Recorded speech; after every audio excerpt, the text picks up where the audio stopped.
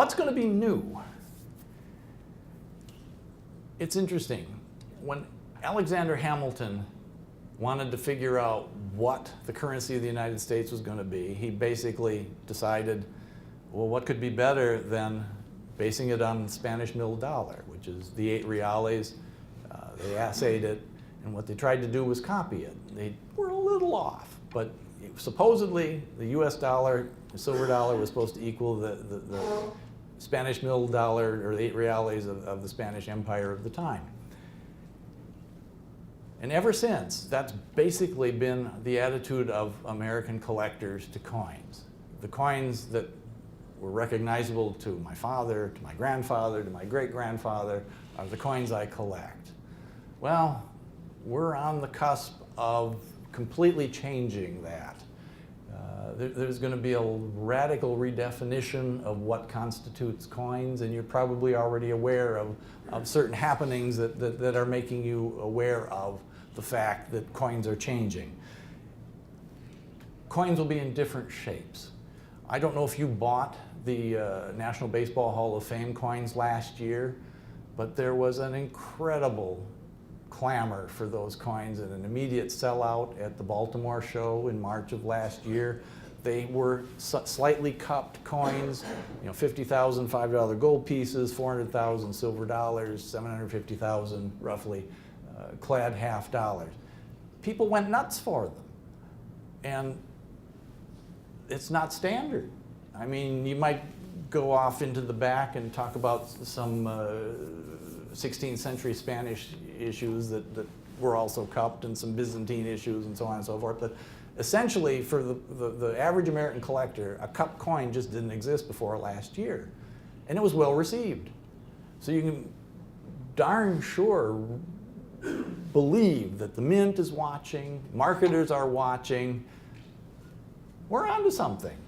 So there's going to be more coins of different shapes, different colors.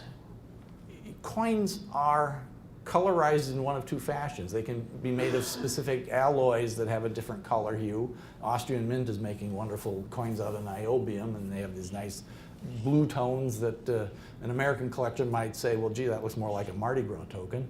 But don't dismiss it, because people that don't know what the Mardi Gras is in New Orleans, and people who have never seen a coin before, they're looking at it as an art object for the very first time, and it's impressing them.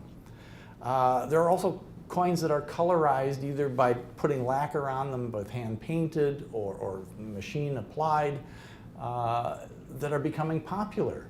This week, believe it or not, back in the office, I had an email issued by the Paris Mint from the office of the CEO, Christophe Beau, basically taking to task every single firm, dealer, anybody who commercially handles French Mint, Paris Mint products that is colorizing them.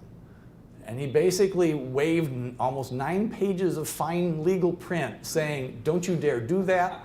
We are going to go after you to the full extent of the law of France if you don't stop.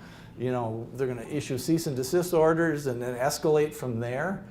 Now, the Paris Mint isn't going to send out something like that if it isn't catching on.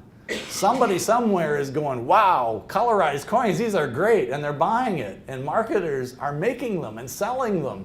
And this is the future. It's going to come here as well. I don't know when, but sometime between now and 2040, we're going to have colorized coins, and people are going to enjoy them, and it's going to be accepted as an add-on to the area, to the coins that we've all loved to collect for these last many years. There are coins with holograms. There are coins you can hold in your hand that are heat sensitive, and they will change colors. They will change design so you can see movement. It's just amazing. Most collectors of my generation were don't touch, hold it by the edge, and carefully trained and what have you. Well, they have these new coins that you are supposed to touch. And the reaction with your body heat changes the character of the coin. And that's something that who knows where it's going to go between now and 2040. I think it's going to be an interesting addition and an exciting addition, and it's going to be an accepted part of our hobby. There are also coins that, when you hold them, emit an odor. You know, we had a wonderful time last September when we were nominating coins for the Coin of the Year award. There are, you know, now marijuana coins.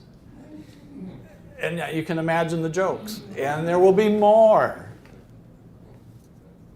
People are collecting strange things. There are coins that are scannable. You can wave it in front of something that is a reader, and something will come up. You know, there's a Dutch coin that won a Coin of the Year award in 2011 that told about the 100th or the anniversary of the Utrecht Mint, the building in the Netherlands. Think where that might go. What if every coin at your bourse table, you just scan it and up pops the identification. This silver American Eagle is 999 silver, contains 1 troy ounce, was designed by Adolf Weinmann.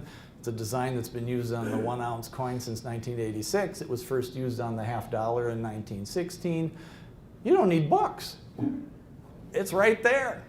You can scan it, you know it.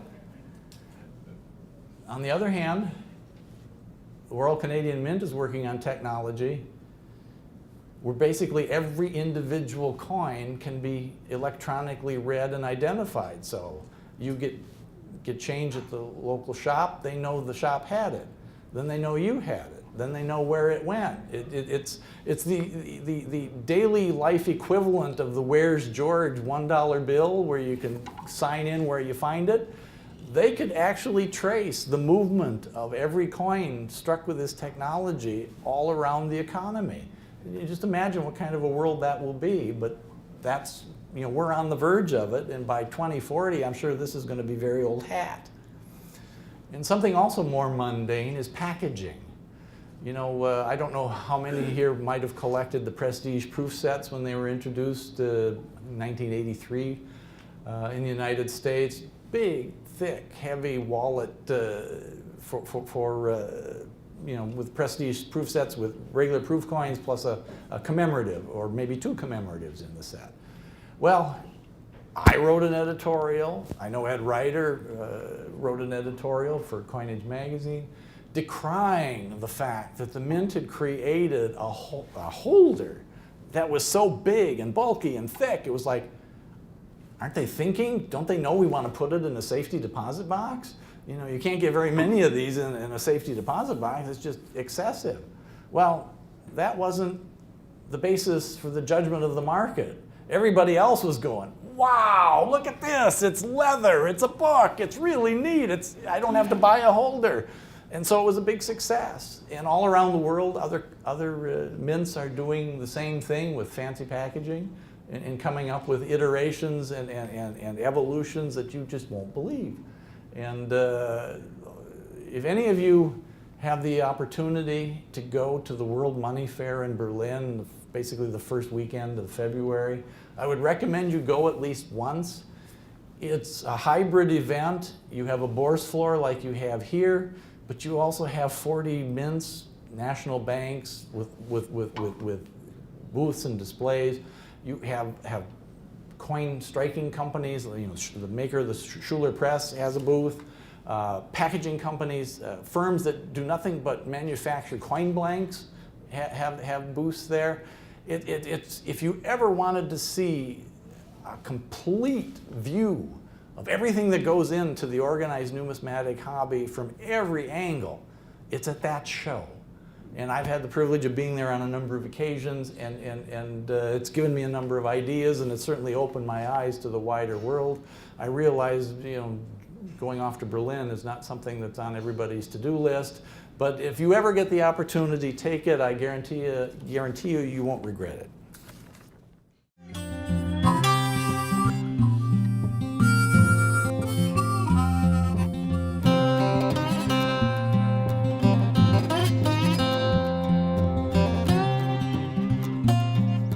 If you like this video, we're sure you'll love these 3 videos above, and please subscribe to our YouTube channel. CoinWeek is the #1 source online for all things numismatic.